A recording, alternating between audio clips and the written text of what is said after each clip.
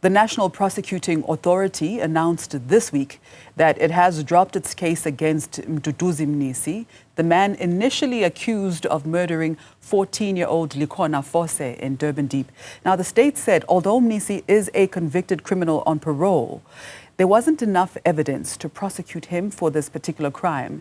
Let's look now at the impact of false arrests and charge withdrawals on the criminal justice system with Tshwane University of Technology criminologist Professor Kholofelo Rakubu. Good morning. Welcome to Newzroom Afrika.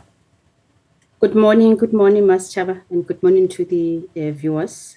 Now, Professor, we're seeing a very disturbing pattern of what appears to be arrest first, investigate later, policing. How does this damage the already fragile public trust in SAPS? This has magnitude impact on the already tainted SAPS, and this has been with us for quite some time. The trust, we've been failing for many years to deal with issues of trust because of some of these issues, because mostly you tap into issues of mistaken identity, you tap into issues of the lack of probable cause, because an officer should be trained to understand, to pick and easily analyze if there is a probable cause, because an officer should understand the repercussions and the financial implications wrongful arrest has on the institution, which is SAPS. And again, the improper procedures where officers looks as if they do not revisit the principles of the aspect in the procedures to avoid wrongful arrest. But generally, as a country, we're suffering from also labeling issues, because if now you look into Mnis' case, what led to Mnis' arrest? What is it that linked him to this murder? You find that Mnis in the community is known to be an ex-offender who has recently been reintegrated into the community. Then you wonder whether the offender reintegration process took place thoroughly, wherein now communities were prepared for Mrs. return and communities were trained to understand issues around ex-offenders, because they are imposed mostly on this community. So when crime occurs, even though it's not Mnis, communities, because they do not understand the issues around an ex-offender and how to deal with an ex-offender, for the fact that he's an ex-offender, each and every crime might be linked to him. That might also have been a cause.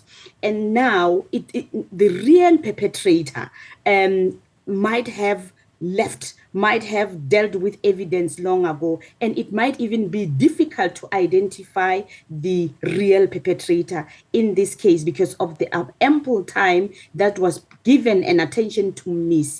And there has been a diversion, there has been division, and again, to revisit a real offender's identification process, that might also defeat the end of justice. All right. At the end of the day. Let's talk about the emotional implications on both parties. I mean, what this does, to everyone involved. Firstly, before we delve into that, let's take a listen to this. Sive ubuhlungu kakhulu xa kuthiwa uMduduzi uphuma engenatyala, but sisenethemba lisesekhona ngoba bathi uphando lisaqhuba lona. Umndeni kaloku ufisa uba umenzi ububi afumaneke njengokuba ebenzile ububi ajeze futhi. Inhliziyo yami ibhlungu kakhulu, ngiphukile emoyeni ma. Ungakhali baba, ungakhali mntu, ungakhali baba sikisi. Ngizubuhlungu ma, ngizubuhlungu. Umama uyagula, lo muntu akangicabangeli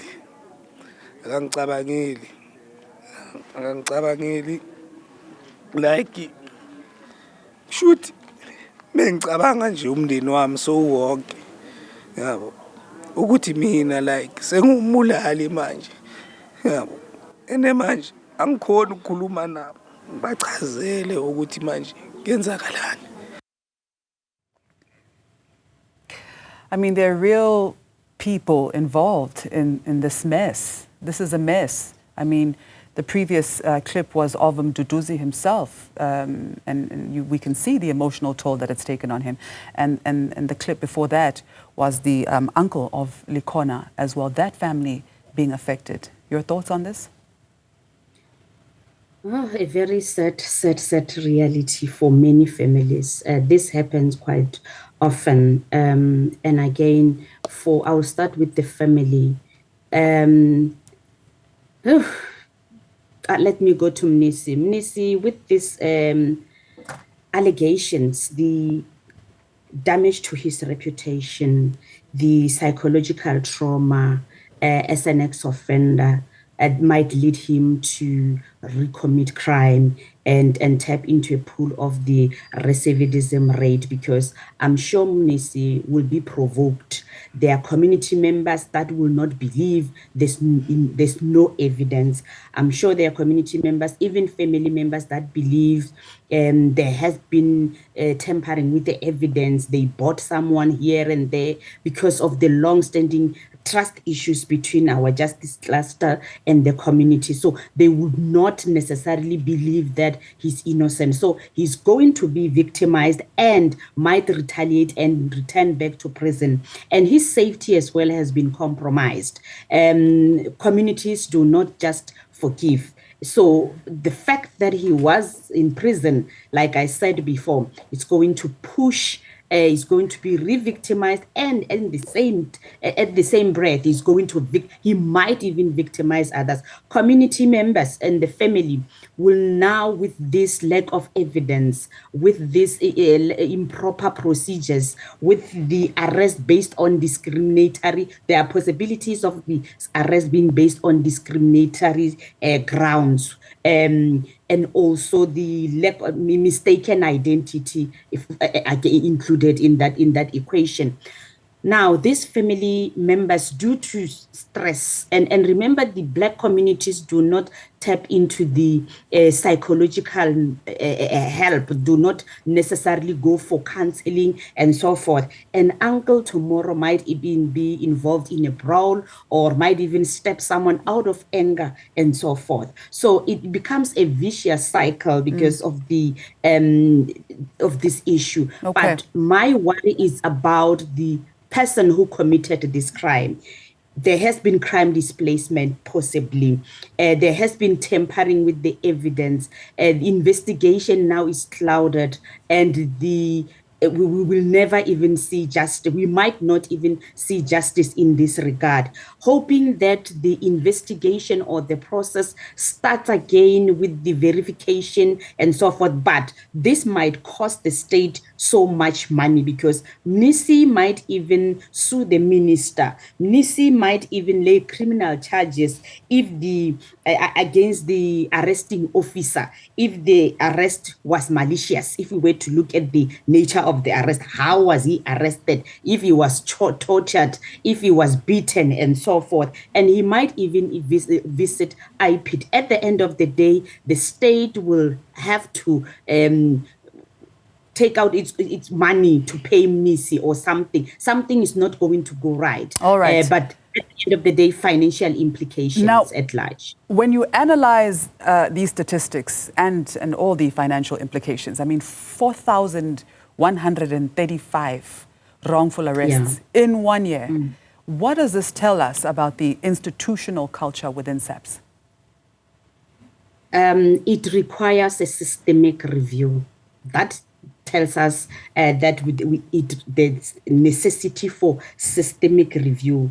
Issues around inadequate training, issues around lack of accountability, because it looks like with that number, there's so much comfortability around improper procedures, arresting people for the sake of ticking boxes, and poor understanding of the magnitude of this wrongful arrest. So now, and this impact, like you said, on the already eroded trust between the community and the police. So now we need to, the institution must now work so hard to strengthen the SAPS leadership in dealing with this and again strengthening crime investigation, because for one to understand the processes around identification or leading to probable cause, that requires extensive training, and training should be continuous. So this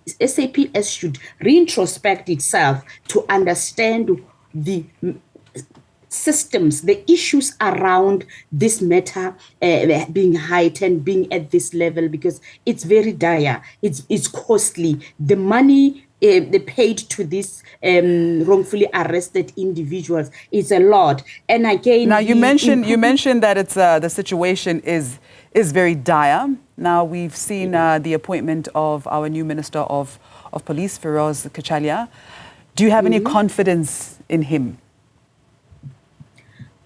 Coming with a legal academic experience than politics, I was a bit comfortable. However, the minute he shared his ideologies, I had a serious problem, because according to Professor Kachalia, when effecting arrest, you do not need to utilize force. And according to him, violence does not solve crime.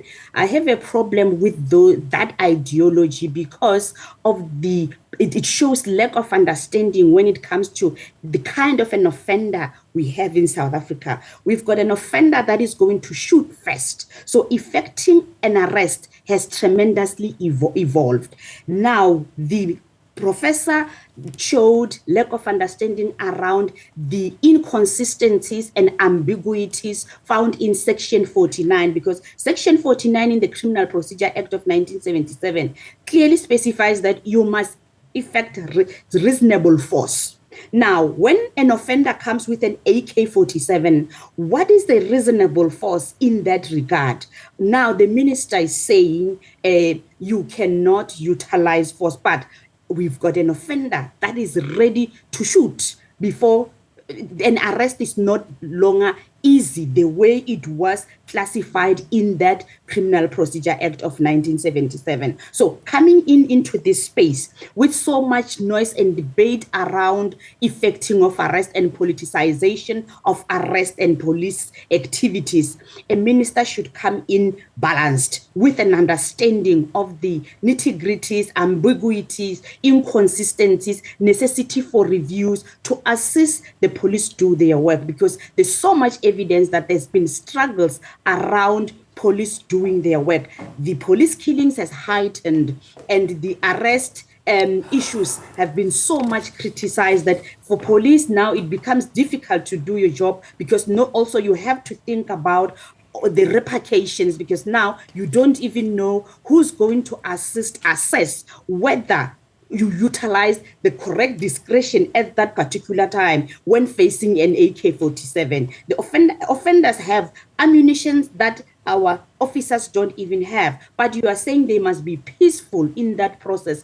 There's no crime landscape at the moment does not even suggest peaceful arrest. It's very difficult. It's either your life as an officer or theirs. That is the practice. So you come in as the minister, show understanding. But again, the timing in which he comes in, it's very questionable. It has issues. The minister, the president yesterday alluded to a confusion era. So imagine coming into a confusion era to lead a confused system, an infiltrated system in the midst of what?